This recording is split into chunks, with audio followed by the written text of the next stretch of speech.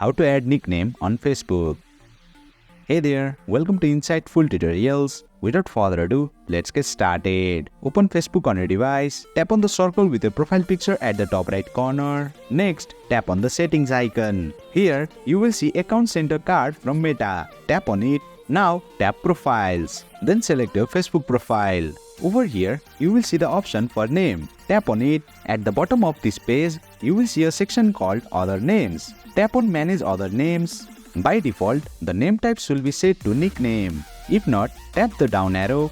A drop-down with different options will appear. Please make sure to choose nickname. Once you have selected nickname as a name type, finally, in the name field, type in your preferred nickname. For example, I will write Facebook nickname. Once written, make sure to tick the option that says Show at top of profile. Then, you will see a preview of how your original name and nickname will appear together. Finally, tap the Save button to apply the changes. After that, you will be directed to your Facebook profile.